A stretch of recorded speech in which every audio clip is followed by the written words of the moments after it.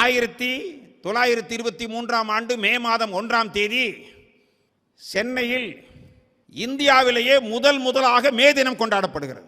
அதற்கு முன்பு இந்தியாவில் யாரும் மே தினம் கொண்டாடவில்லை.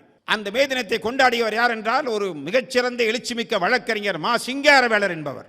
அவர்தான் சென்னையிலே முதல் 1923 லேபர் கிசான் பார்ட்டி என்ற ஒரு அரசியல் கட்சியை அவரே தொடங்கி மே 1ஆம் தேதி ஒரு மே தினத்தை கொண்டாடுகிறார். 1923 ஒரு அரசியல் கட்சியை தோற்றுவித்திருக்கிறார் என்றால், காந்தியடிகள் கட்டளைக்கு இணங்கி ஒத்துழையாமை இயக்கத்தில் தன்னை ஆகுதியாக்கி இருக்கிறார் என்றால், அவர் மிகச்சிறந்த வழக்கறிஞராக சென்னை உயர்நீதிமன்றத்தில் இருந்திருக்கிறார். 1919களில் ஜாலியன் வாலாபாக் அந்த பிரச்சனை வந்த பிறகு அதற்கான கண்டன கூட்டத்தை சென்னையில் ஏற்பாடு செய்து அதற்கு பிறகு தான் போட்டிருந்த வழக்கறிஞர் அங்கியை கலட்டி நடு ரோட்டில் தீ வைத்து கொளுத்திவிட்டு இனிமேல் நான் நீதிமன்றத்திற்கு செல்ல மாட்டேன் என்ற புகழ்மிக்க நீதிமானாக இருந்த வழக்கறிஞராக விளங்கிய சிங்காரவேலர் தன் வாழ்நாள் பூராவிலும் விடுதலை போராட்டத்திற்காகவும் சாமானியர்களுக்காகவும் குரல் கொடுத்தார். ஒரு சிறந்த வழக்கறிஞர். 1908 மார்ச் மாதம் 17ஆம் தேதி இதே கரூர் நகரத்தில் நடைபெற்ற எழுச்சிகரமான ஒரு பொதுக்கூட்டம். அந்த பொதுக்கூட்டத்திலே உரை நிகழ்த்தியவர் யார்? கிருஷ்ணசாமி சர்மா. அப்போது அவருக்கு என்ன வயது? 20 வயது. இவன் உரையாற்றிய செய்தி இந்த கரூர் என்ற அந்த ஊரின் புகழ் 4 மாதம் கழித்து ஜூலை மாதம் 5ஆம் தேதி கிருஷ்ண பத்திரிகா என்று சொல்லக்கூடிய ஒரு தெலுங்கு இதழில் கரூரில் இவர் ஆற்றிய முழு உரையும் வெளிவந்திருக்கிறது. அந்த உரை வெளிவருவதற்கு 4 மாதங்கள் ஆயிற்று. அதற்கு பிறகு லாயர் என்று சொல்லக்கூடிய ஒரு ஆங்கில இதழிலும் இந்த கரூரில் கிருஷ்ணசாமி சர்மா ஆற்றிய அந்த உரை பற்றியான விளக்கமான விவரங்கள் வெளிவந்திருக்கின்றன. என்ன பேசியிருக்கிறார் தெரியுமா? நல்ல வேளை பேசினார் என்பது மட்டுமல்ல, என்ன பேசினார்? நீங்கள் பட்டாளத்தில் இருக்கின்றீர்களே, இராணுவத்தில் இருக்கின்றீர்களே, இந்திய இளைஞர்கள், நீங்கள் எல்லாம் இந்தியர்களுக்கு பிறந்தவர்கள் தானே? உங்கள் ரத்தம் இந்திய ரத்தம் தானே? ஏதோ சாதாரண சம்பளம் கொடுக்கிறார் என்பதற்காக நீங்கள் இராணுவத்தில் இருக்கின்றீர்களே, இராணுவத்தில் இருக்கிற இந்திய இளைஞர்கள் எல்லாம் இந்தியாவிலேயே விரல் விட்டு எண்ணத்தக்க அளவிலே எண்ணிக்கையில் இருக்கிற அந்த வெள்ளை அதிகாரிகளுக்கு எதிராக உங்கள் துப்பாக்கியை திருப்புங்கள் என்று அந்த கிருஷ்ணசாமி சர்மா கரூரில் இருந்து பேசியிருக்கிறார். இந்த உவே சாமிநாத ஐயருடைய வாழ்க்கை வரலாறு என் சரித்திரம் என்று சொல்லக்கூடிய ஏறத்தாழ ஒரு 700-800 பக்கம் கொண்ட ஒரு வாழ்க்கை வரலாறு நூல் மட்டும் வெளிவராமல் இருந்திருந்தால் இந்நேரம் அந்த புறநானூறு ஓலைச்சுவடியில் இருந்து எப்படி புத்தகமாக பதிப்பாக்கம் செய்யப்பட்டது என்ற வரலாறு காணாமல் போயிருக்குமே. ஏன் புறநானூரே காணாமல் போயிருக்கும், சிவக சிந்தாமணி காணாமல் போயிருக்கும். அதையெல்லாம் சிந்தாமல் சிதறாமல் ஒருங்கிணைத்து கொண்டு வந்து சேர்த்து அதை எப்படி சேர்த்தோம் என்பதையும் ஆவணப்படுத்திவிட்டு சென்ற அந்த உவே சாமிநாத ஐயரை இந்த கரூரில் நடைபெறக்கூடிய இந்த 3வது புத்தக திருவிழாவில் நாம் இந்த நேரத்தில் நாம் நினைத்து பார்க்க வேண்டும். பல நிகழ்வுக்காக நான் கரூரில் நடைபெற்றிருக்கிற நிகழ்வுகளுக்காக பல ஆண்டுகளாக உரை நிகழ்த்துவதற்காக வரவழைக்கப்பட்டதன் காரணமாகவும் அவர்கள் நண்பர்களாகி இருக்கிறார்கள். அல்லது இதற்கு முன்பு அரசு முறையாக இந்த 3 ஆண்டு காலம் நடத்துவதற்கு முன்பே கரூரில் சிறப்பான முறையிலே புத்தகத் திருவிழாவை நடத்த வேண்டும் என்று நடத்தி அந்த புத்தகத் திருவிழாவின் சார்பில் என்னை உரை நிகழ்த்துவதற்கு அழைத்தவர்களும் இங்கு அமர்ந்திருக்கிறார்கள். இப்படி அவர்கள் பெயரையெல்லாம் ஒவ்வொன்றாக நான் சொல்ல ஆரம்பித்தால் அதற்கு நேரமாகும் என்பதாலும் யாராவது ஓரிருவர் பெயர் விட்டுவிடக்கூடாது என்பதாலும் நான் எல்லோருக்கும் சேர்ந்து நான் வணக்கத்தை பொதுவாக தெரிவித்துக் கொள்கின்றேன்.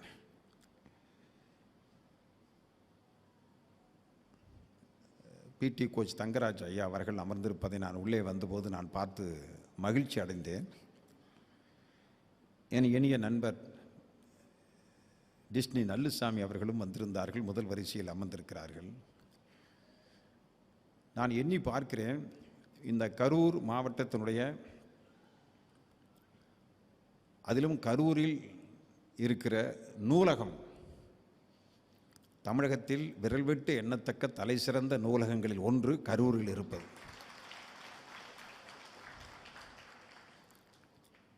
கரூர் நூலகத்தின் வாசகர் வட்டத்தின் சார்பாகவே பல ஆண்டுகளுக்கு முன்பு நான் பேசுவதற்காக அழைக்கப்பட்ட போது நான் இன்ப அதிர்ச்சி அடைந்தேன்.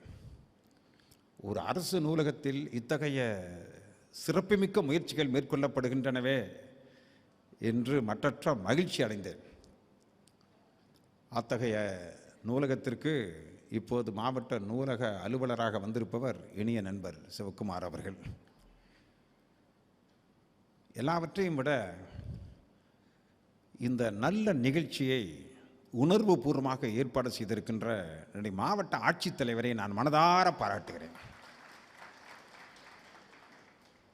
மாவட்ட ஆட்சித்தலைவர் எங்களை எல்லாம் அழைத்தது மட்டுமல்ல, ஒரு நீண்ட கடிதம் எழுதி நீங்கள் தொலைபேசி மூலமாக அழைத்ததற்கு ஏற்றுக்கொண்டதற்கு இசைவு தெரிவித்தமைக்கு நன்றி என்றெல்லாம் ஒரு கடிதம் தனித்த முறையிலே எழுதியிருந்தார்.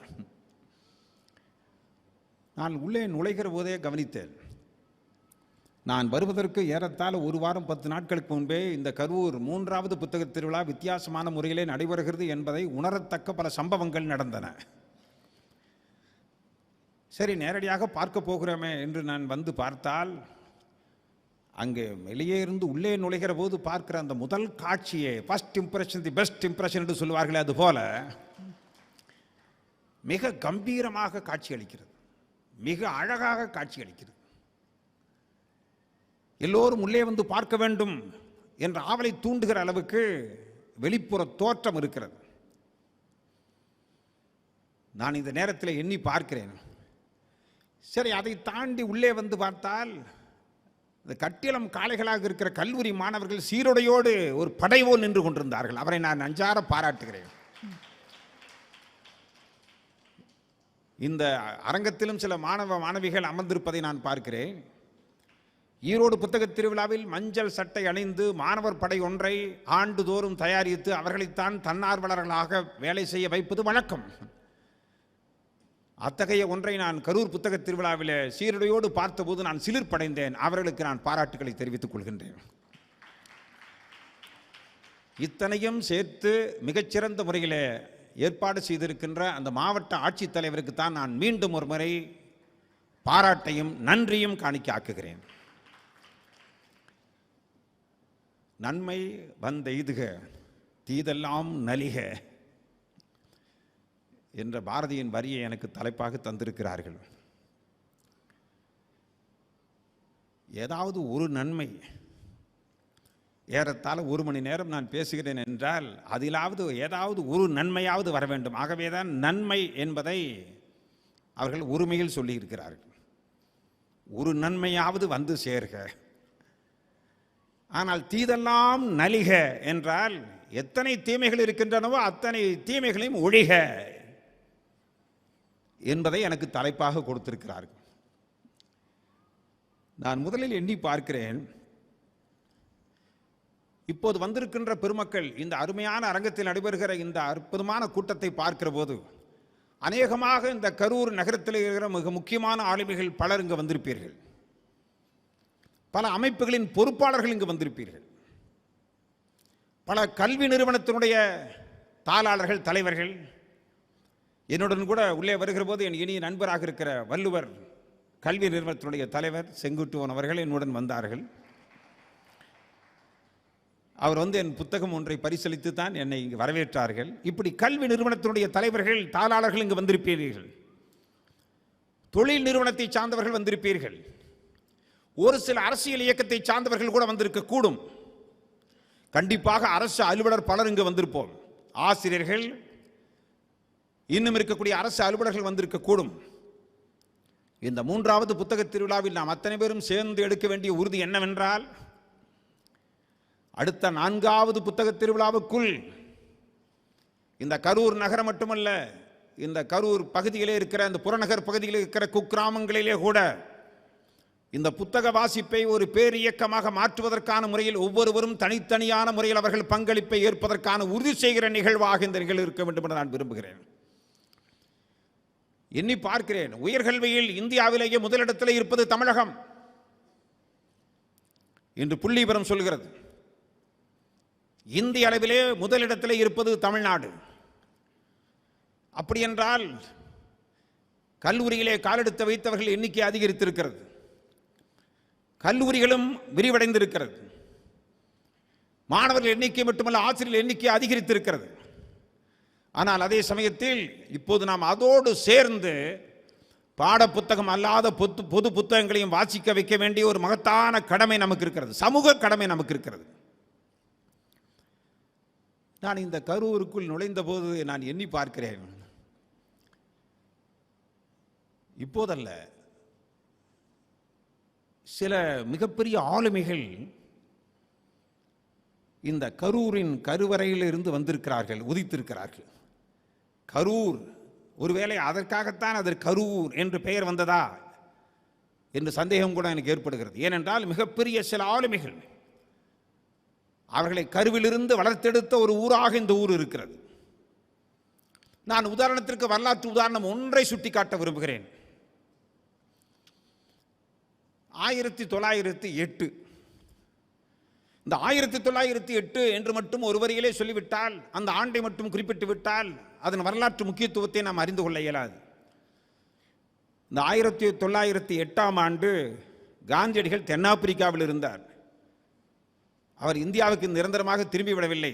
இந்தியாவுக்கு திரும்பியது 1915 தான் திரும்பினார். 1908 அவர் ஒன்றும் உலகத் தலைவராக அல்லது இந்தியாவை அல்லது தமிழ்நாட்டை உற்சாகப்படுத்தக்கூடிய தலைவராக, உத்வேகமூட்டக்கூடிய தலைவராக அங்கும் அவர் வளர்ந்திருக்கவில்லை. 1912, 13, 14 ஆகிய ஆண்டுகளில் கூட அவர் பெரிய தலைவராக அங்கு வளர்ந்து விட்டார்.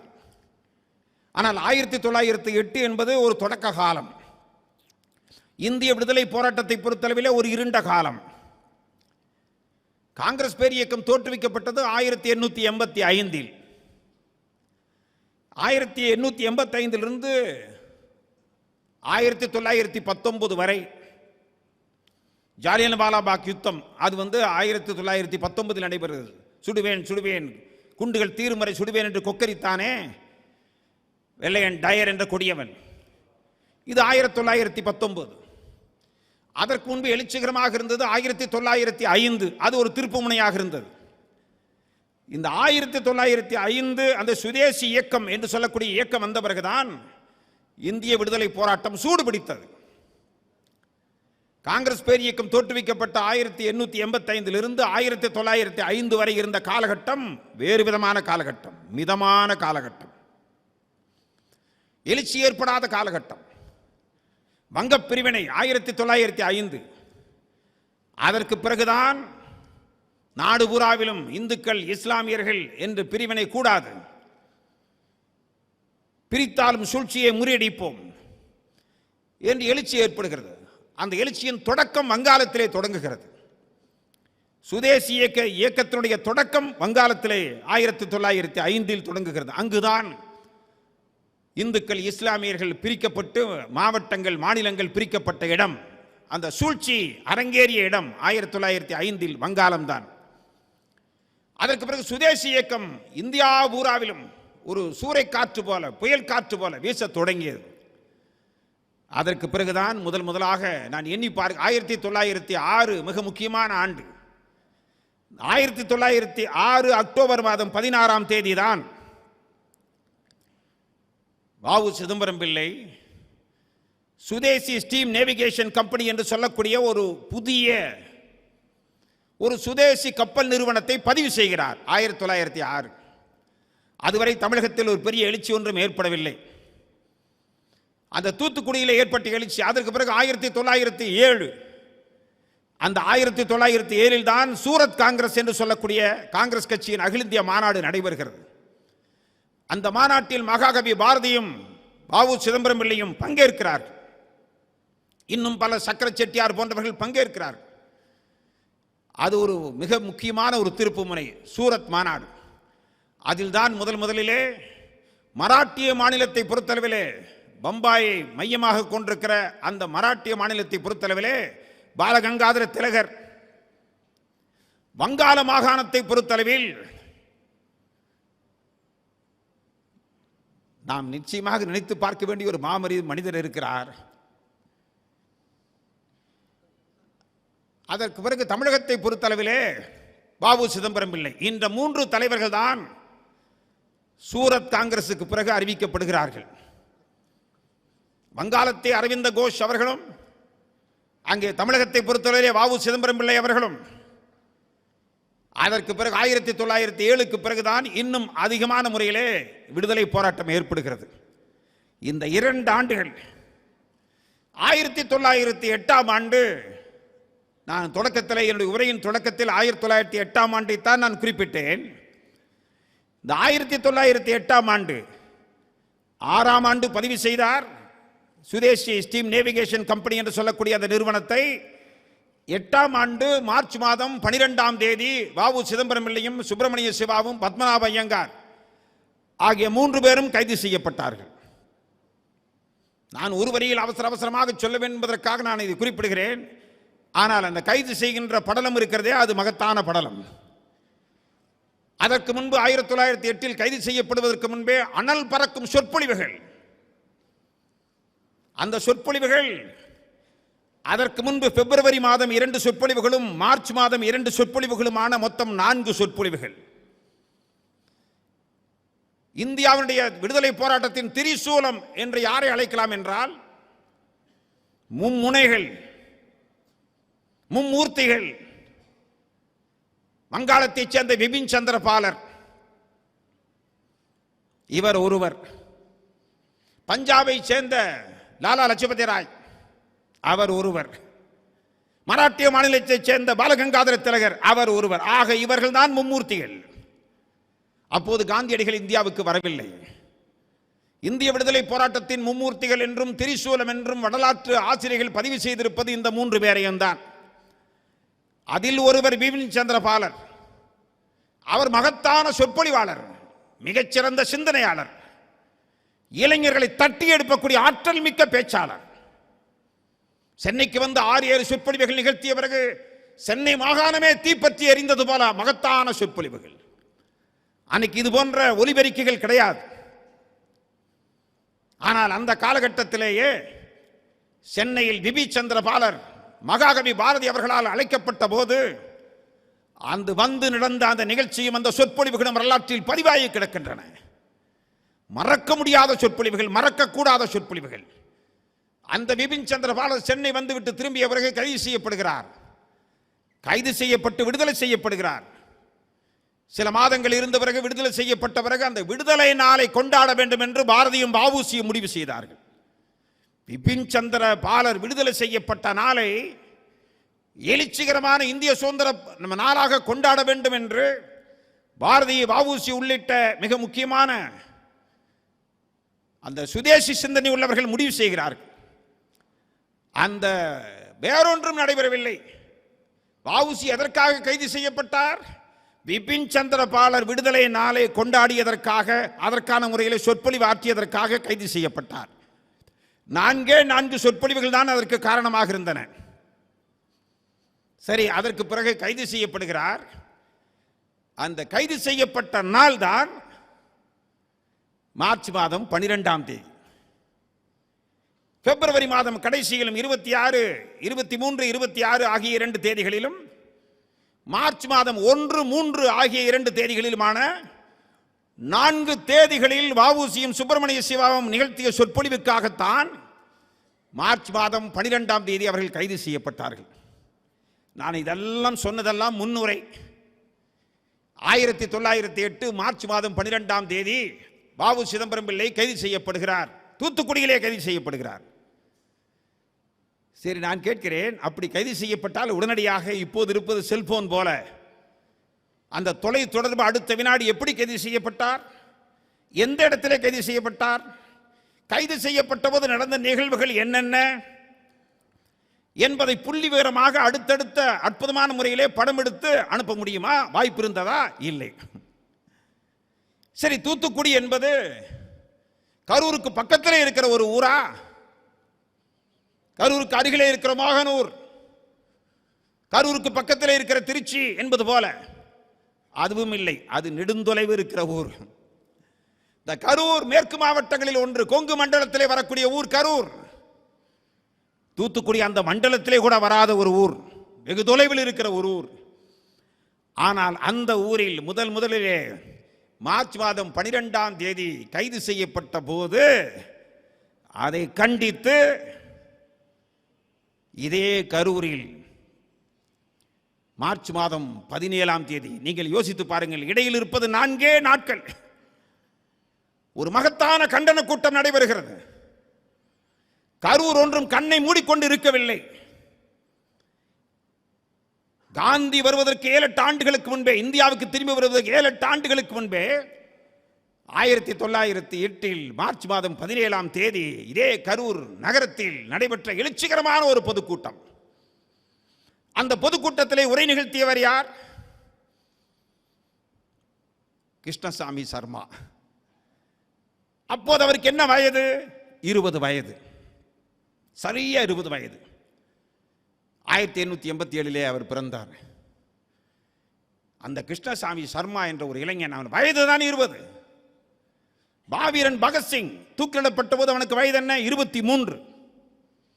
23 வயதில் மாவீரன் பகத்சிங், ராஜகுரு, சுகதேவ் ஆகிய 3 பேரும் லாகூர் சிறைச்சாலையிலே தூக்கிலிடப்பட்டார்களே. 3 பேருமே 23 வயது தானே, இளம் வயது உள்ளவர்கள் தானே. ஆனால் ஏதோ உணர்ச்சி வசப்பட்டு ஆர்வத்தில் வேகத்தில் வந்து அவர்கள் விடுதலை போராட்டத்தில் ஈடுபட்டார்களா என்றால் தயவு செய்து அவர்கள் வரலாற்றை வரி தவறாமல் வாசித்து பார்த்தால் தெரியும். அவர்களெல்லாம் உணர்ச்சிகரமான தலைவர்களாக மட்டுமல்ல, ஒரு அறிவார்ந்த தலைவர்களாகவும் இருந்திருக்கிறார்கள். எப்படி அந்த 23 வயதில் அவ்வளவு அறிவுமிக்கவர்களாக அவர்களால் இருக்க முடிந்தது என்பது நமக்கு தெரியவில்லை, விளங்கவில்லை. ஆனால் அந்த வரலாற்றை ஆழமாக வாசிக்கிற போதுதான் அவர்கள் ஆற்றல் மிக்கவர்களாக மட்டுமல்ல, ஆவேசம் மிக்கவர்களாக மட்டுமல்ல, உணர்ச்சி மிக்கவர்களாக மட்டுமல்ல, அறிவார்ந்தவர்களாகவும் இருந்திருக்கிறார்கள், ஆழமானவர்களாகவும் இருந்திருக்கிறார்கள் என்பது. அதே போல 20 வயது அந்த கிருஷ்ணசாமி சர்மா என்ற இளைஞன் இந்த கரூர் நகரத்தில் இருந்துதான் முதலே ஒரு முழக்கம் இடுகிறான். நான் ஏதோ போகிற போக்கில் எங்காவது ஒரு வரியை பார்த்துவிட்டு படித்துவிட்டு சொல்வதாக நீங்கள் கருதிவிடக் கூடாது. ஏனென்றால் அந்த கிருஷ்ணசாமி சர்மா யார், அவரது வரலாறு என்ன? ஏதோ உணர்ச்சி வசப்பட்ட வரலாறு என்றால் அது பொங்குகிற நீர் மாதிரி அப்போதே மறைந்துவிடும். ஒரு நீர்மூழ்கி நீரில் கொப்பளித்து வருமல்லவா, அது மாதிரி மறைந்துவிடும். அப்படி அல்ல. அவன் இந்த இடத்திலே உரை நிகழ்த்திய போது கைது செய்யப்பட்டான். கைது செய்யப்பட்ட பிறகு நீதிமன்றத்திற்கு முன்னால் நிறுத்தப்படுகிறான். நீதிபதி அவன் உரையாற்றியதற்காக ராஜ நிந்தனை உரை, அந்த உரைக்காக 5 ஆண்டு கால சிறை தண்டனை வழங்குகிறார். 1908ஆம் ஆண்டு இதே கரூரில் ஒரு வீரநகர் இளைஞன் உரையாற்றியதற்காக 5 ஆண்டு காலம் சிறை தண்டனை பெற்றிருக்கிறான். மேல்முறையீடு செய்த பிறகு அது 3 ஆண்டு காலமாக குறைக்கப்பட்டது. ஆனால் 3 ஆண்டு காலம் முழுமையாக சிறையிலே இருந்திருக்கிறான். அந்த 3 ஆண்டு காலம் சிறையில் இருந்தபோது அவன் எழுதிய புத்தகங்கள் எத்தனை தெரியுமா? இது புத்தக திருவிழா என்பதால் வெறும் வரலாற்றை, விடுதலை போராட்ட வரலாற்றை மட்டும் சொல்லாமல் அவன் எழுதிய புத்தகங்கள் மொத்தம், கிருஷ்ணசாமி சர்மா எழுதிய புத்தகங்களின் எண்ணிக்கை 21. அதில் 7 புத்தகங்களை அவன் சிறையில் இருந்தவாறு எழுதியிருக்கிறான். சிறையில் இருந்தபோது எழுதப்பட்ட புத்தகங்கள் மோத்திலால் நேரு அவர்களை பற்றியும், இன்னும் வீர சிவாஜியை பற்றியும், அசோக சக்கரவர்த்தியை பற்றியும், மாஜினியை பற்றியும், எப்படியெல்லாம் இந்திய விடுதலை போராட்டத்திற்கு அந்த விடுதலை உணர்ச்சியை ஏற்படுத்த வேண்டுமோ, இளைஞர்களுக்கு ஏற்படுத்த வேண்டுமோ, அது மாதிரி உலகம் பூராவிலும் யார் யாரெல்லாம் புரட்சிகரமான விடுதலை போராட்டத்தில் ஈடுபட்டார்களோ அவர்களை பற்றியெல்லாம் புத்தகங்கள் எழுதுகிறான். சாதாரணமான புத்தகங்கள் அல்ல அவைகள் எல்லாம், இப்போதும் இருக்கின்றன அந்த புத்தகங்கள். தயவு செய்து காஞ்சிபுரம் கிருஷ்ணசாமி சர்மா என்று நீங்கள் முழுமையாக அவரை அறிந்து கொள்ள வேண்டும். 21 புத்தகங்கள், 7 புத்தகங்கள் சிறைச்சாலையில் எழுதினான். அவன் ஒரு இன்டலெக்சுவல் லீடர், அவன் அறிவார்ந்த தலைவன் என்பதற்கான முறையில் அதற்கு பிறகு 3 முறை கைது செய்யப்படுகிறான். 3 ஆண்டு காலம் சிறையில் இருந்துவிட்டு வெளியே வந்த பிறகு 3 முறை கைது செய்யப்படுகிறான். 3 முறையும் 1.5 ஆண்டு காலம், மறுபடியும் ஒரு 1.5 ஆண்டு காலம் என்று சிறையில் இருக்கிறான். கடைசியில் 1923ஆம் ஆண்டு, நீங்கள் எண்ணி பாருங்கள், 1923ஆம் ஆண்டு மே மாதம் 1ஆம் தேதி சென்னையில் இந்தியாவிலேயே முதலாக மே தினம் கொண்டாடப்படுகிறது. அதற்கு முன்பு இந்தியாவில் யாரும் மே தினம் கொண்டாடவில்லை. அந்த மே தினத்தை கொண்டாடியவர் யார் என்றால் ஒரு மிகச்சிறந்த எழுச்சிமிக்க வழக்கறிஞர் மா சிங்காரவேலர் என்பவர். அவர்தான் சென்னையிலே முதல் 1923 லேபர் கிசான் பார்ட்டி என்ற ஒரு அரசியல் கட்சியை அவரே தொடங்கி மே 1ஆம் தேதி ஒரு மே தினத்தை கொண்டாடுகிறார். அந்த மே தினத்தை கொண்டாடுகிற போது அவர் மே தின விழாவை இரண்டாக பிரிக்கிறார். சென்னையில் ஒன்று கடற்கரையோரம் ஒரு விழா, இன்னொன்று திருவல்லிக்கேணி பகுதியில் இருக்கிற கடற்கரையோரத்தில் இன்னொரு விழா என்று ஒரே நேரத்தில் 2 விழாவை ஏற்பாடு செய்கிறார். ஒரு விழாவில் சிந்தனை சிற்பி மா சிங்காரவேலர் அவரே உரை நிகழ்த்துகிறார்.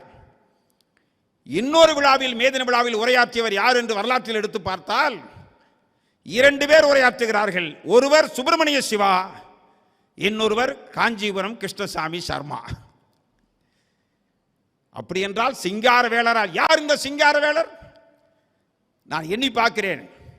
1923 ஒரு அரசியல் கட்சியை தோற்றுவித்திருக்கிறார் என்றால், காந்தியடிகள் கட்டளைக்கு இணங்கி ஒத்துழையாமை இயக்கத்தில் தன்னை ஆகுதியாக்கி இருக்கிறார் என்றால், அவர் மிகச்சிறந்த வழக்கறிஞராக சென்னை உயர்நீதிமன்றத்தில் இருந்திருக்கிறார்.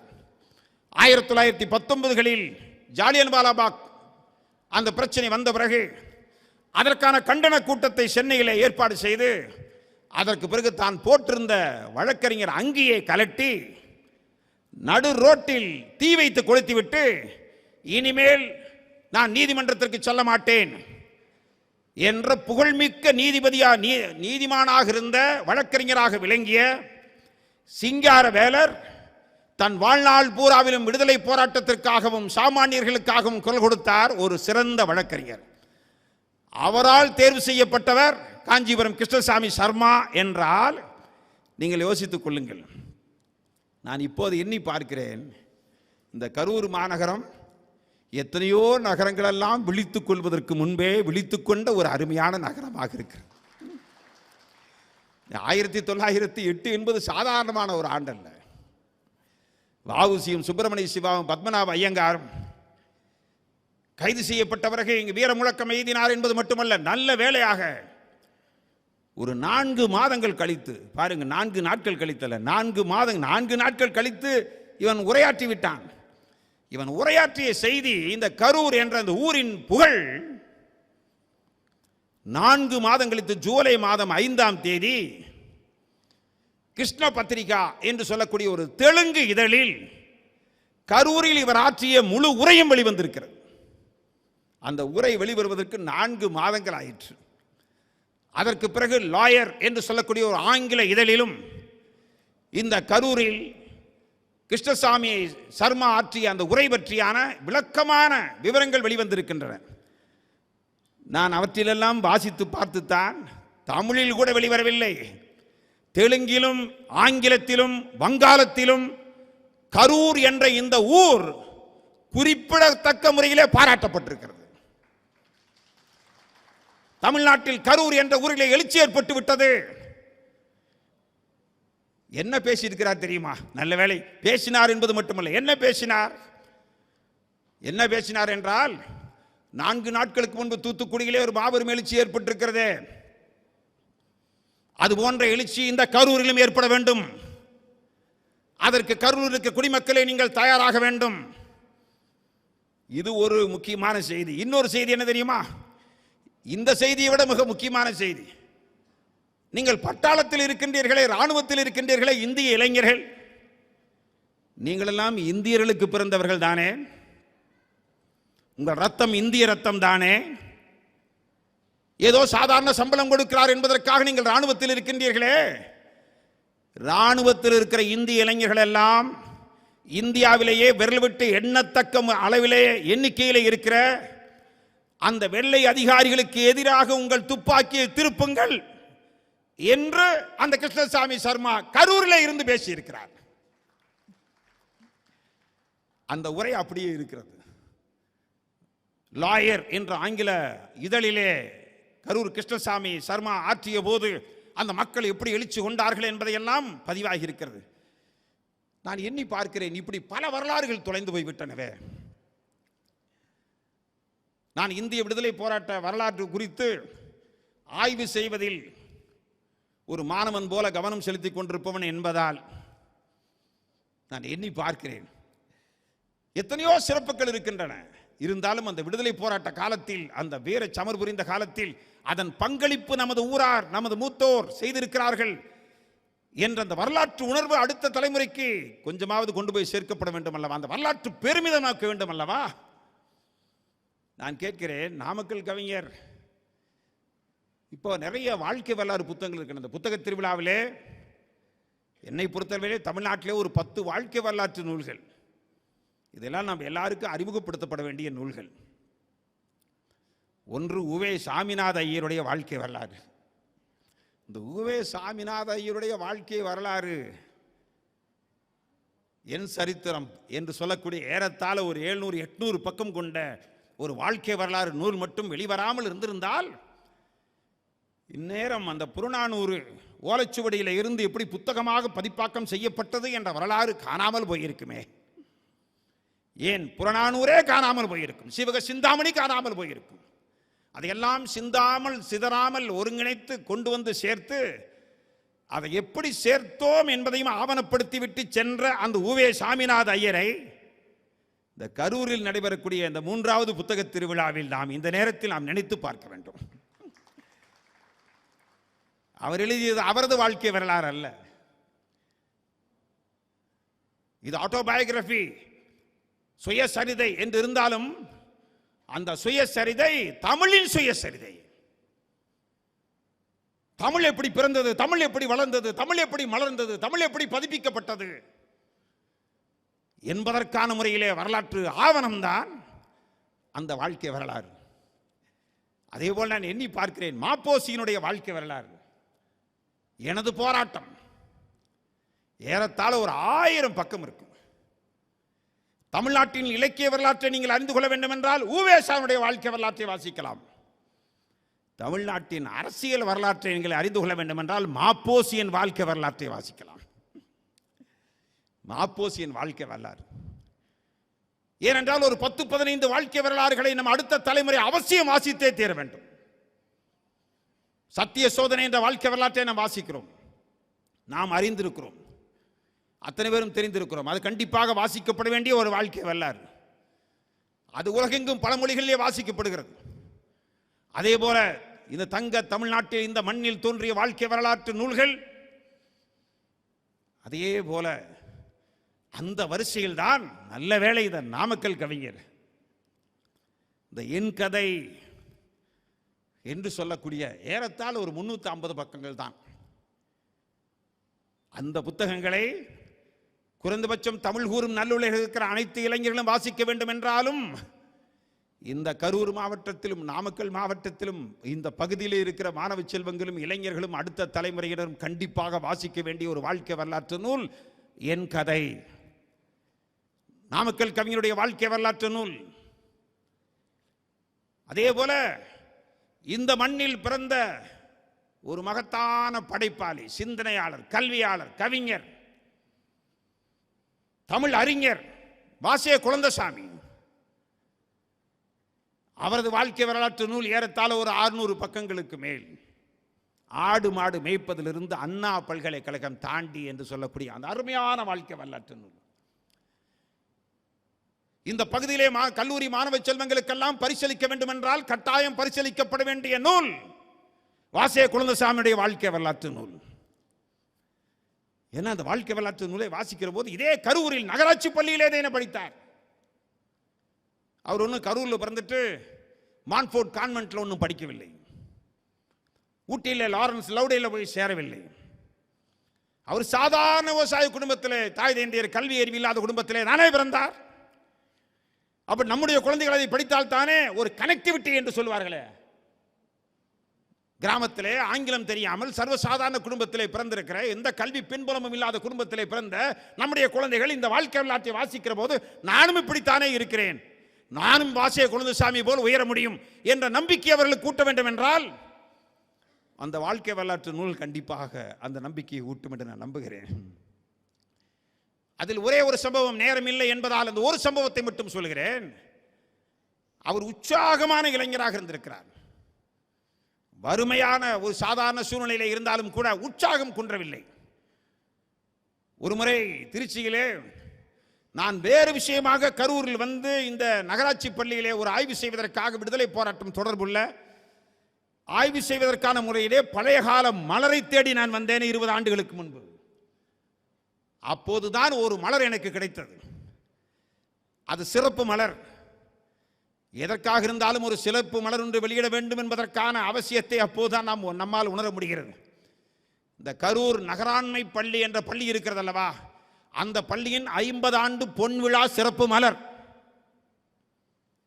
அந்த 50 ஆண்டு பொன்விழா சிறப்பு மலரில் இந்த வாசிய குழந்தசாமி அந்த காலத்திலே 6ஆம் வகுப்பிலிருந்து 11ஆம் வகுப்பு வரை ஒரு 6 ஆண்டு காலம் அந்த பள்ளியிலே படித்திருக்கிறார். படித்தபோது 1944-45 10ஆம் வகுப்பு முடித்து விட்டார். அந்த விடுமுறை காலத்தில் அப்போது யுத்தம் நடக்கிறது, 2ஆம் உலக யுத்தம் நடக்கிறது. அந்த யுத்த முனைப்பு முகாம் ஒன்றை திருச்சியிலே ஏற்பாடு செய்கிறார்கள். யுத்தத்திற்கான முறையிலே நிதி திரட்டுவது, இதற்கான முறையிலே மாணவ செல்வங்களை எல்லோரையும் ஈடுபடுத்துவது, யுத்தத்தின் மீது கவனத்தை ஈர்ப்பது, இதற்கான முறையிலே மாணவர்களுக்கு சிறப்பு பயிற்சி. அதற்கான முறையிலே வாசிய குழந்தசாமி ஒரு 10ஆம் வகுப்பு படிக்கிற மாணவர் அங்கு அனுப்பப்பட்டிருக்கிறார். அந்த முகாமுக்கு ஒரு மாணவர் என்ற முறையிலே இந்த நகராண்மை பள்ளியின் சார்பில் அதே போன்ற பல ஊர்களிலிருந்து வந்திருக்கின்றார்கள். கல்லூரி மாணவர்கள் பலரும் வந்திருக்கின்றார்கள். அங்கு ஒரு பேச்சு போட்டி நடைபெறுகிறது. மாநில அளவிலான சிறந்த பேச்சு போட்டி நடைபெறுகிறது.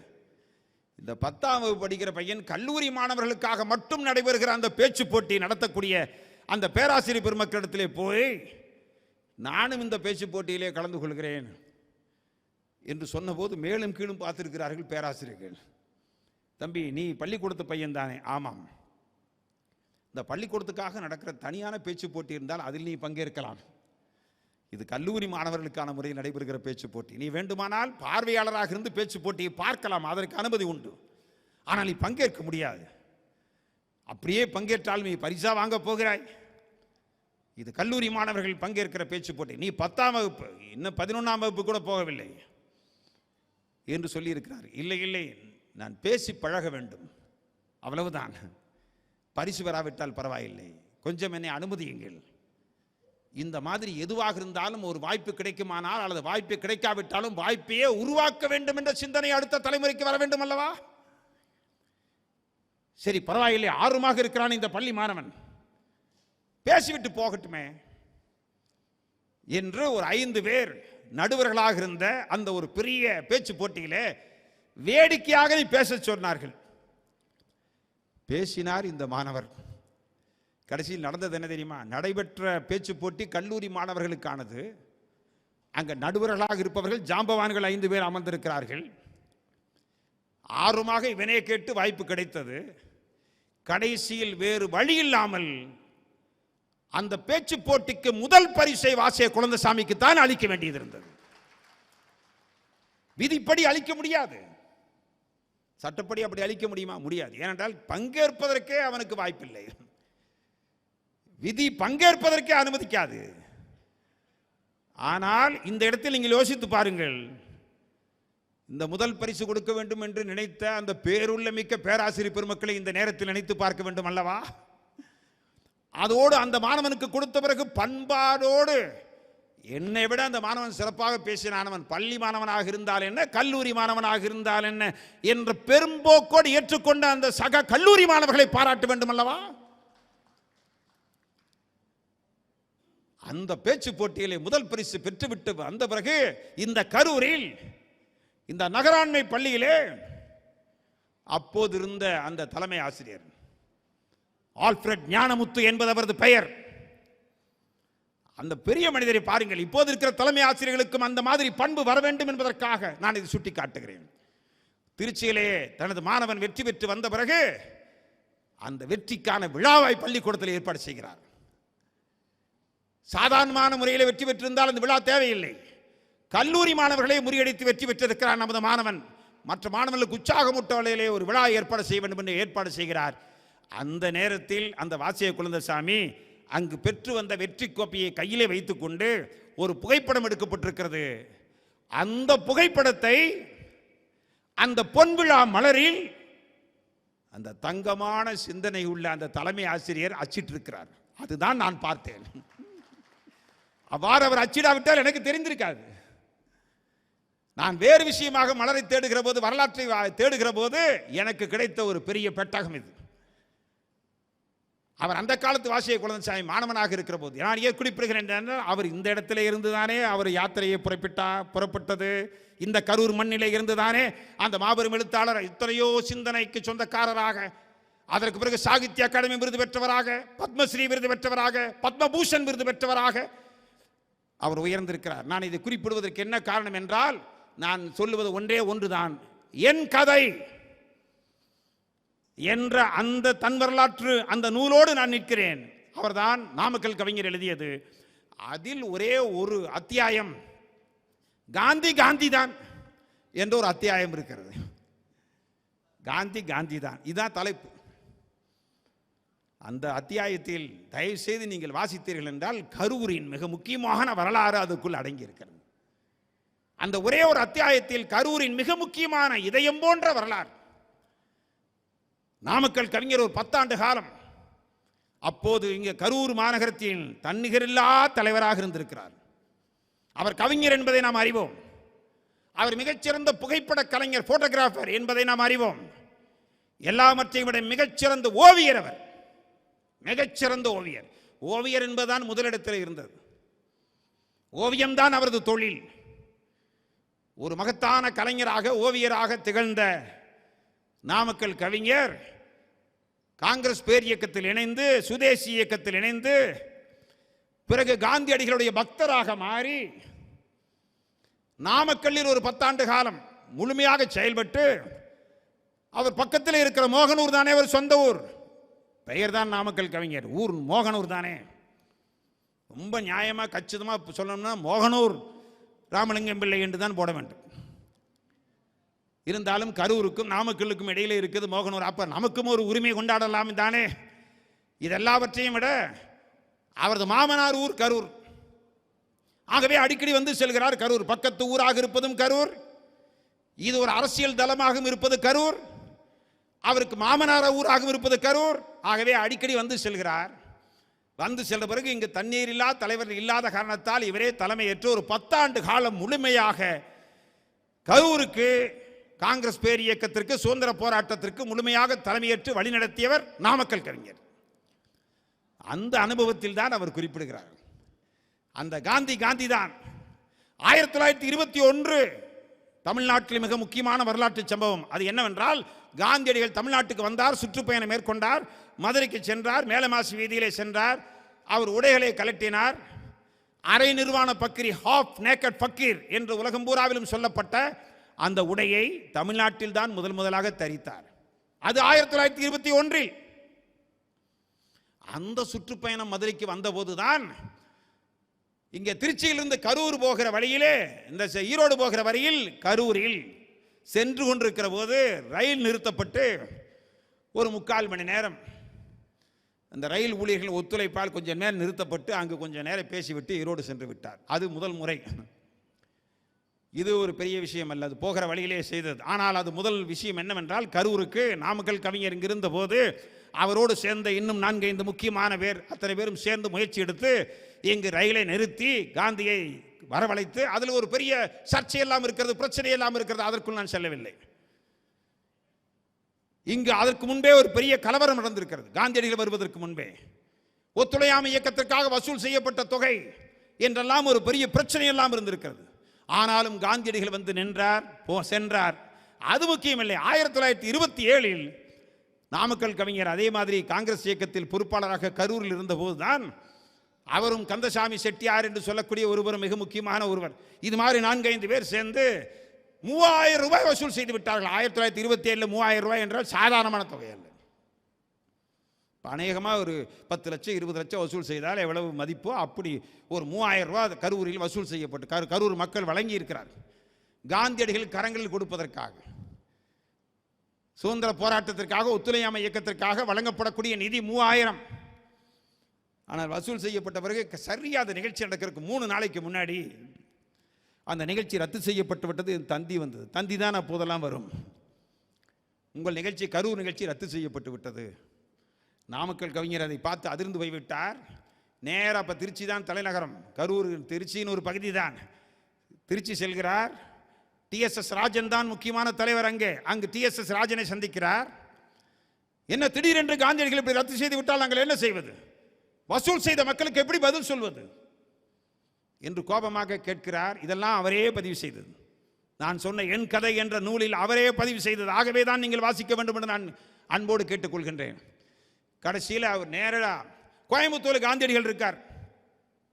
அங்கே RK சண்முக செட்டியார் என்ற பெரிய மனிதர் இருக்கிறாரே, மிகப்பெரிய, அதான் இந்தியாவின் முதல் ஃபைனான்ஸ் மினிஸ்டர், அவருடைய வீட்டில் தான் தங்கி இருக்கிறார்.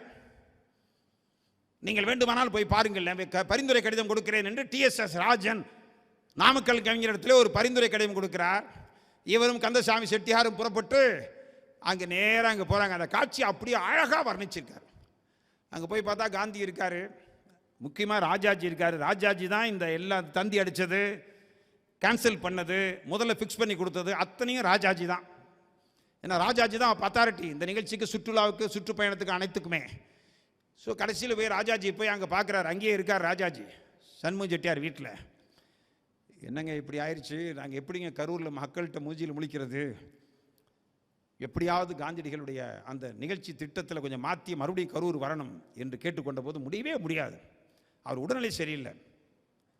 மேலே கள்ளிக்கோட்டை பகுதியிலே 2-3 ஊர்கள் மிக முக்கியமான வேறு காரணத்திற்காக சேர்க்கப்பட்டு விட்டன. கரூர் மட்டுமல்ல, கோபிச்செட்டிப்பாளையம் ரத்து செய்யப்பட்டு விட்டது. ஆகவே 2 நாட்கள் நிகழ்ச்சி ரத்து செய்யப்பட்டு விட்டது. இனி தயவுசெய்து நீங்கள் வீட்டுக்கு திரும்பி செல்லலாம். காந்தியடிகள் உடல்நிலை முக்கியமா அல்லது உங்கள் ஊரில் நடைபெறக்கூடிய கூட்டம் முக்கியமா என்று ராஜாஜி கேட்கிறார். போனவர்களுக்கு என்ன செய்வதென்றே தெரியவில்லை. அதற்கு பிறகு கொஞ்சம் நேரம் கழித்து ராஜாஜி கொஞ்சம் ஓய்வாக அந்த பக்கம் சென்ற பிறகு அங்கு இருக்கிற விசாரித்த போது சொல்கிறார்கள், இன்னும் கொஞ்சம் நேரத்தில் உணவருந்த வருவார் காந்தியடிகள். உணவருந்தி விட்டு 1 மணி நேரம் ஓய்வெடுப்பார். 1 மணி நேரம் ஓய்வெடுத்ததுக்கு பிறகு நூல் நூற்பார். யார் சொல்கிறார்? அந்த கடைநிலை ஊழியர் சொல்கிறார். அங்கிருந்து அந்த சண்முக செட்டியார் வீட்டில் கடைநிலை ஊழியர் காதுங்காது வச்ச மாதிரி இவர்கிட்ட சொல்லிட்டார் நாமக்கல் கவிஞர்கிட்ட. அந்த நூல் நூக்கிற போது யார் வேணாலும் சந்திக்கலாம், பேசலாம். அதே மாதிரி நூல் நூத்துட்டு இருக்காருங்க சாப்பிட்டுட்டு. இவர் நேராக 10 பேர் கோபிச்செட்டிப்பாளையத்துலேருந்து வந்த குரூப் வந்துருச்சு. கரூர்ல இருந்து போன இவங்க 2 பேரும் போயிட்டாங்க. வேகமாக உள்ள போறாங்க. காந்தியடிகள் நூல் நூத்துட்டு இருக்கிற இடத்துல நீங்கள் அந்த காட்சியை நீங்கள் தயவுசெய்து அந்த புத்தகத்திலே நீங்கள் வாசிக்க வேண்டும். திபு திமுவு என்று போனோம் என்று சொல்லியிருக்கிறார். போனோன்னு உள்ளே போனால் காந்தி நூல் நூத்துட்டு இருக்கார். என்ன விஷயம்? அதாவது நூல் நூற்றுக்கிட்டே என்ன விஷயம்? அதாவது காந்தி தான்ங்கிறது அவர் அதுக்காக சொல்லலை. நாம் படிக்கிறப்ப நமக்கே வரும் காந்தி என்ன விஷயம்? இவங்க நெருப்பு போல் போய் நிற்கிறார்கள். அதுக்குள்ளே நாமக்கல் கவிஞர் வாய் திறக்கிறதுக்கு முன்னாடி அந்த கோபிச்செட்டிப்பாளையத்திலிருந்து வந்த சுப்பனகவுண்டர்னு அங்கு மிக முக்கியமான ஒரு ஆள், அவரோட வந்த இன்னொருத்தர் ரொம்ப ஆக்ரோஷமா, என்னங்க காந்தியடிகள் இதான் நேர்மையா? யார்கிட்ட நீங்க இதான் நியாயமா? நீங்க எழுதி அது பாருங்க, அதை எப்படி கேட்டிருக்காருன்னு நாமக்கல் கவிஞர் எழுதுன அந்த எழுத்துலேயே நீங்க படிச்சு பாருங்க. இதான் நேர்மையா? நீங்க பாட்டுக்கு டேட்டா கொடுத்துட்டு நீங்க பாட்டு மாத்தினா நாங்கள் கரூர் மக்கள்கிட்ட எப்படி பதில் சொல்றது? நாங்கள் பணம் வசூல் பண்ணியிருக்கோம் என்று சொன்னவர் காந்திக்கு ஒன்றுமே புரியல. ஏன்னா எதுவுமே தெரியாது அவருக்கு. அப்புறம் உடனே பாரு, எனக்கு இதெல்லாம் தெரியாது, நூல் நூற்றுக்கிட்டு ரொம்ப சாஃப்டாக சொல்கிறாருங்க. அதான் ரொம்ப சாதாரணமாக சொல்லு. இங்கே அவன் நெஞ்சு வெடிச்சிட்டு போய் பேசிகிட்டு இருக்கா, அங்கே சாதாரணமாக நூல் நூற்றுட்டு அதெல்லாம் எனக்கு தெரியாது. இதெல்லாம் ராஜாஜி அந்த ப்ரோக்ராம் ஃபிக்ஸ் பண்ணுறவர். அவரை வர சொல்கிறேன், நீங்கள் அவரவே பார்த்துக்கன்னு சொல்லி தட்டி கழிக்கல, அவர் வர சொல்கிறேன், பேசலாம். அவர் சொல்லிக்கிட்டு இருக்கு ராஜாஜி உள்ளே வந்துட்டார். இந்த விஷயம்லாம் அவர் காதில் கேட்டுக்கிட்டு இருந்திருக்கார் பக்கத்தில் இருந்து. ஆமாங்க, நான் தாங்க ரத்து பண்ணேன், உங்கள் உடல்நிலையை கருதி ரத்து பண்ணேன், எப்படி இது குற்றமாகும்? இல்லை உங்கள் மேலே ஒரு கடுமையான குற்றச்சாட்டு வந்திருக்கு அப்படின்னு தான் ஆரம்பிக்கிறார் காந்தியடிகள். உங்கள் மேலே ஒரு கடுமையான குற்றச்சாட்டு வந்திருக்கு. குற்றச்சாட்டு உண்மைதான், ஆனால் நீங்கள் அங்கே போக முடியாது, உங்கள் உடல்நிலையை கருதி வாய்ப்பில்லை என்று சொன்ன பிறகு கோபிச்செட்டிப்பாளையத்துக்கு வந்து கொதிச்சவங்க, இவன் நாமக்கல் கவிஞர் போனது, அவரும் போய் சொன்னது எல்லாம் கடைசியில் கொஞ்சம் காந்தியடிகள் என்ன செய்கிறாருன்னா, எப்போ முதல்ல போட்ட பேப்பர் விளம்பரம், முதல்ல எழுதின கடிதம், அதுக்கு வந்த பதில், கன்ஃபார்ம் பண்ணி உறுதிப்படுத்தப்பட்டு வந்த தந்தி எல்லாம் கொண்டு போகிறாங்க. இவரும் கொண்டு போகிறாங்க, அவங்களும் கொண்டு போகிறாங்க, ஒவ்வொன்றா கொடுக்குறாங்க. பாருங்க எவ்வளோ பெரிய மனிதர் காந்தி. சாதாரண தொண்டர்கள் போய் கேட்குற போது அத்தனையும் பொறுமையாக அந்த நூல் நூக்கிறத தனியாக வச்சுட்டு நூல் நூற்ற போது எவ்வளவு சாந்தமாக இருந்தாரோ அதே மாதிரி ஒரு தந்தையை பார்க்குறாரு, அந்த பேப்பர் விளம்பரத்தை பார்க்குறாரு. இப்படியெல்லாம் பண்ணிட்டோமே, திடீர்னு இப்போ ரத்துன்னு சொல்லி தந்தி வந்திருக்கே பாருங்க, இந்த தந்தையும் பாருங்கன்னு எல்லாம் கொடுத்த பிறகு பொறுமையாக பார்க்குறாரு. கோபிச்செட்டிப்பாளையம் டாக்குமெண்ட்ஸையும் பார்க்குறாரு, கரூர் டாக்குமெண்ட்ஸையும் பார்க்குறாரு. பார்த்துட்டு ரொம்ப சாஃப்டாக சொல்கிறாரு ராஜாஜிகிட்ட, அதெல்லாம் ஒன்றும் கவலைப்படாதீங்க, அந்த இன்னைக்கு ப்ரோக்ராம் எடுங்க, நாளைக்கு நாளானைக்கு இந்த 2 நாள் என்ன, இந்த லிஸ்ட் எடுத்து பார்த்தா நாளைக்கு நாளானைக்கு இந்த 2 நாள் என்ன ஃப்ரீயாக இருக்கேன், எனக்கு என்ன விஷயம் அப்படின்னு கேட்குறாரு. இல்லைங்க, இந்த 2 நாள் உங்களுக்கு ஓய்வு, 2 நாள் இங்கே தான் இருக்கீங்க, அதுக்கப்புறம் தான் நான் புறப்படுறோம், கள்ளி கொட்ட போகிறோம், அதெல்லாம் வரிசையாக சொல்கிறாரு. ஓ, நல்ல வேலையாக போச்சு. ஆகவே எந்த ப்ரோக்ராமையும் ரத்து பண்ணி உங்களுக்கு தர வேண்டியதில்லை. இப்போது என்ன பாருங்க, நல்ல வேலையாக போச்சு. ஆகவே நாளைக்கு நான் கோபிச்செட்டிப்பாளையம் வர்றேன், நாளானைக்கு நான் கரூர் வர்றேன் என்று ராஜாஜி முன்னாடியே இந்த மாதிரி ப்ரோக்ராமை கொஞ்சம் அட்ஜஸ்ட் பண்ணி மாற்றி, நாளைக்கு நாளானைக்கு எனக்கு ரெஸ்ட்டுன்னு போட்டிருக்கீங்கல்ல, நீங்கள் செஞ்ச ஒன்றும் தப்பு இல்லை, என்னை உடல்நிலைக்காக போட்டிருக்கீங்க, பரவாயில்ல, போய் 10 நிமிஷமாவது போய் அந்த நிதியை வாங்கிட்டு ஒரு நன்றி சொல்லிட்டு திரும்பி வந்துடலாம். நாளைக்கு கோபி, நாளானைக்கு கரூர். இது 1927. ஆனந்தமாக திரும்பி வராங்க 2 பேரும். இந்த காட்சியை வந்து ஒரு நாவல் எழுதுகிற மாதிரி எழுதியிருக்காரு நாமக்கல் கவிஞர். நீங்கள் அதை படிச்சீங்கன்னா ஒரு வாழ்க்கை வரலாற்று நூல் மாதிரியே இருக்காது, ஒரு நாவல் படிச்ச மாதிரி இருக்கு. என் கதை மட்டும் நீங்கள் அந்த மாதிரி எத்தனையோ வாழ்க்கை வரலாறு இருக்குது. நேத்து சுந்தர வடிவேல் இருக்கார்ல, கல்வியாளர் நேத்து சுந்தர வடிவேல், அவரு நினைவலைகள் என்று 1500 பக்கத்தில் தன்னுடைய வாழ்க்கை வரலாறு எழுதியிருக்காரு. 1500 பக்கத்தில். நான் சொல்றது ஆட்டோபயோகிராஃபி மட்டும். ஆனா வெறும் 340 பக்கம் இருக்கக்கூடிய என் நினைவுகள் அல்லது என் கதை என்று சொல்லக்கூடிய நாமக்கல் கவிஞருடைய அந்த வாழ்க்கை வரலாற்றை இந்த கரூர் புத்தக திருவிழால, ஏன்னா இங்க வாசிக்காம எங்க வாசிக்க, முதல்ல எங்கிருந்து தொடங்குறது?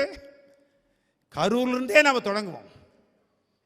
நான் இந்த வரலாற்றை எல்லாம் வாசிக்கொண்டிருக்கும் 20-25 வருஷத்துக்கு முன்னாடி இதே கரூருக்கு விடுதலை போராட்ட வரலாற்றை ஆய்வு செய்வதற்காக நான் வந்தேன். வந்து ஒரு வாரம் 5-4 நாள் அங்கே எல்லாத்தையும் சந்திச்சு பேசணும். அப்பதான் பியாரி பிபி என்று சொல்லக்கூடிய, நன்னா சாஹிப் என்று சொல்லக்கூடிய மகத்தான விடுதலை போராட்டுடைய மனைவியை சந்திக்கிற வாய்ப்பு எனக்கு கிடைச்சது. நல்ல வேலை, இப்போ நம்ம நினைச்சாலும் முடியுமா? அவங்க இறந்து போய் எத்தனையோ ஆண்டுகள் ஆச்சு. அவங்க இருந்தபோது கரூருக்கு வந்து அவரோடு நான் விரிவான முறையிலே நிறைய விஷயங்களை கேட்டு தெரிந்து கொண்டேன். உள்ளபடியே ஆச்சரியமா இருக்கு. நன்னா சாஹிப் தாங்க இந்த வரலாறு நம்முடைய மாவட்டத்தில் இருக்கிற அனைவருக்கும் தெரிந்திருக்க வேண்டாமா? அது காங்கிரஸ் பேர் இயக்கத்துடைய வரலாறு மட்டுமல்ல, ஒரு அரசியல் கட்சியின் வரலாறு அல்ல, ஒரு தேசத்தின் வரலாறு, ஒரு ஊரின் வரலாறு, ஒரு பகுதியின் வரலாறு.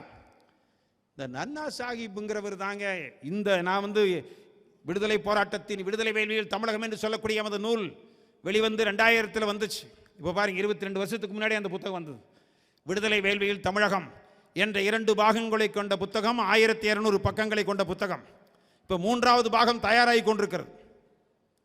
அந்த முதல் 2 பாகங்களை, விடுதலை வேள்வியில் தமிழகம் முதல் 2 பாகங்கள் 1200 பக்கங்களை தமிழ்நாடு அரசு ஆங்கிலத்திலும் ஹிந்தியிலும் மொழிபெயர்த்து வெளியிடுவதாக தானாக முன் வந்து இப்போ ஏற்றுக்கொண்டு செய்திருக்கிறது.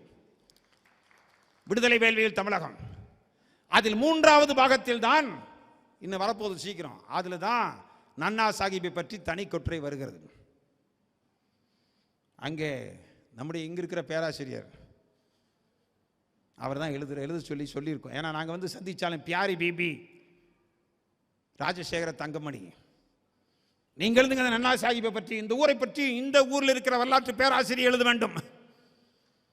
நான் வந்து இந்த தினமணியில் 175 நாள் தினசரி 75ஆம் ஆண்டுக்காக போன வருடம் தினசரி ஒரு தியாகியை பற்றி எழுதினேன். அதில் ஒரு நாள் நன்னா சாஹிப்பை பற்றியும் இன்னொரு நாள் பியாரி பிபியை பற்றியும் எழுதினேன்.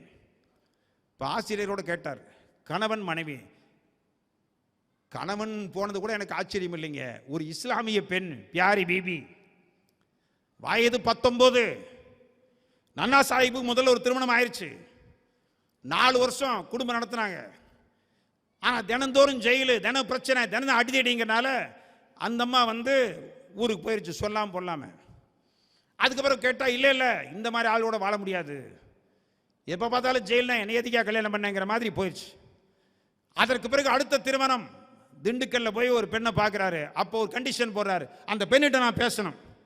இஸ்லாமியர்கள் சாதாரணமாக அதை பேசி எல்லாம் பண்ணுறதில்ல, இருந்தாலும் பேசணும். போய் பேசுகிறார். நேராக திண்டுக்கல் போய் பாரு, நான் ஜெயிலுக்கு போயிடுவேன், அடிக்கடி பிரச்சனை, போராட்டம், அடிதடி எல்லாமே இருக்கும். இதெல்லாம் முதலே புரிஞ்சுக்கிட்டு திருமணம் செய்யணும் தெரிஞ்சுக்கணும். அந்த பியாரி பிபி என்று சொல்லக்கூடிய அப்போ 18 வயசு 17 வயசு, அப்போ ரொம்ப கம்மி வயசு, நான் சொல்கிறது 19 வயசுலாம் ஜெயிலுக்கு போச்சு. அந்த அம்மா கடைசியில் ஒத்துக்கொண்டு இவர் மனைவி என்ற முறையில் மட்டுமல்ல, ஏன்னா அந்த மாட்டு நானே வந்து ஒரு 20 ஆண்டுகளுக்கு முன்பு பேட்டி கண்ட போது அந்த ஆளுமையை நான் பார்த்தேன். அந்த வயசில் அந்த கடைசியில் சாக கிடந்த கடைசி காலத்தில் கூட அவ்வளோ உற்சாகம், உத்வேகம், வந்தே மாதரம் என்ற முழக்கம், இதெல்லாம் நான் கண்ணார கண்டேன். அந்த அம்மா 19 வயசில் அவர் ஜெயிலுக்கு போயிட்டார். அலிபுரம் ஜெயில் இருக்கார் நன்னா சாஹிப். அப்போ இவர் இந்த அம்மா வந்து தனிநபர் சத்தியாகிரகத்தில் வேலாயுதம்பாளையத்தில் போய் கைதாகுது. தனியாக போய் பஸ்ஸில் போய் இறங்கி, எங்கள் ஒரு இஸ்லாமிய பெண்ணு, வயது 19, பர்தா போட்டிருக்கு, கருப்பு துணி போட்டிருக்கு, பர்தா போட்டிருக்கு, வேலாயுதம்பாளையத்தில் இறங்கி திடீர்னு ஒளிச்சு வச்சிருந்த அந்த மூவர்ண கொடி ஏற்றி வந்தே மாதரம் கைது செய்யப்படுது. இங்கே கரூரில் கொண்டு வந்தால் அப்போ நீதிபதி ஹாசன் அவர் பேர், அவர் ஒரு இஸ்லாமியர். பாருங்க, அந்த ஹாசன் கேட்குறாரு, ஏமா உனக்கு இப்போ நீ ஒரு இஸ்லாமிய பெண் ஒன்று, பர்தா போட்ட பெண் ஒன்று, இரண்டாவது நீ பிரெக்னெண்ட்டாக இருக்கிற, 3 மாத கர்ப்பிணியாக இருக்கிற, நீ ஜெயிலுக்கு போய் என்ன பண்ண முடியும்? ஆகவே இப்போவே ஒரு கடிதம் எழுதி கொடுத்துரு, உன்னை விடுதலையும் செஞ்சிடலாம், ஒன்றும் பெரிய பிரச்சனை இல்லை என்று அந்த ஹாசன் சொன்ன போதும், இல்லை இல்லை என் கணவர் சிறையிலே இருக்கிறார், நானும் சிறையிலே போய் எவ்வளவு பிரச்சனை இருந்தாலும் எதிர்கொள்ள தயாராக இருக்கிறேன் என்று சொல்லி கடைசியில் போய் 3 மாத கால தண்டனை கொடுக்கப்பட்டது அந்த பியாரி பிபிக்கு. அது கடைசியில் கடலூர் சிறையில் போய் இருக்கிறது. அதுக்கப்புறம் வேலூர் சிறையில் அந்த 3 மாத காலத்தை அனுபவிக்கிற போது, கடலூர் சிறையிலே இருந்தபோது தான் அந்த 3 மாத கற்பமாக இருந்த அந்த கற்பம் கலைந்து விட்டது. அப்போ ஜெகதாம்பாள், கமலம் என்று சொல்லக்கூடிய 2 பேர், கமலம் வேலாயுதம்பாளையம், ஜெகதாம்பாள் இந்த ஊர், இவங்கெல்லாம் ஜெயிலில் இருக்காங்க கூட, இவங்கெல்லாம் தியாகிகள். அவங்கெல்லாம் சேர்ந்து தான் கற்பம் கலைந்து போனாலும் அதையெல்லாம் பாதுகாப்பாக வச்சிருந்து வெளியே கொண்டு வந்தவங்க. அந்த அம்மா 3 மாத காலம் ஒரு இஸ்லாமிய பெண், அவர் நன்னா சாஹிப் ஒரு பக்கம் ஜெயிலில், இவங்க மனைவி இன்னொரு பக்கம் ஜெயிலில், நன்னா சாஹிப் தம்பி பாபா சாஹிப் இன்னொரு பக்கம் ஜெயிலில், அந்த பியாரி பாபியினுடைய சகோதரர் இன்னொரு பக்கம் ஜெயிலில். ஜவஹர்லால் நேரு குடும்பம் தான் குடும்பத்தோட ஜெயில் இருந்து நமக்கு தெரியும். இந்த கரூரில் நன்னா சாஹிப்பினுடைய குடும்பம் குடும்பத்தோடு ஜெயில் இருந்து இருக்கிறது அல்லவா? நான் எண்ணி பார்க்கிறேன், இப்படி வரிசையாக இந்த கரூர் என்ற இந்த ஊர் விடுதலை போராட்டத்தில் மட்டுமல்ல. நான் கேட்கிறேன், சுத்தானந்த பாரதி என்று சொல்லக்கூடிய இந்த காட்டுப்புத்தூரில் தானே ஆசிரியராக இருந்தார். அவரும் முதல் கைது செய்யப்பட்ட இடம் கரூர் தான். அவரும் முதல்ல கைது செய்யப்பட்ட இடம் கரூர் தான். எல்லாத்தை விட கல்கி ரா கிருஷ்ணமூர்த்தி, கரூர்னா மறக்கக்கூடாத மனிதர். கரூரில் இருக்கிறவங்க மறந்துட்டோமே இல்லையோ, ஆனால் ரா கிருஷ்ணமூர்த்தியுடைய குடும்பத்தாரோ அவரை பற்றி வரலாறு அறிந்தவர்களோ நிச்சயமா கரூருக்கும் ரா கிருஷ்ணமூர்த்தி கல்கிக்கும் இருக்கிற உறவை எவராலும் மறுக்க முடியாது. ஏன்னா புத்தக திருவிழாவில் பேச வேற எங்க பேசுறது? ஏன்னா புத்தகங்கள், அருமையான புத்தகங்கள், ஆக்கம், முதல்ல மிகச்சிறந்த தமிழ் புத்தகங்கள் 100 புத்தகங்கள் எடுத்துட்டா அதுல கல்கி புத்தகமே 4-5 புத்தகம் வருமே. இன்று பொன்னியின் செல்வன் என்று சொல்லக்கூடிய அந்த சொற்றொடர் உலகம் தழுவிய சொற்றொடராக கல்கி இறந்து எத்தனை வருஷம் ஆச்சு?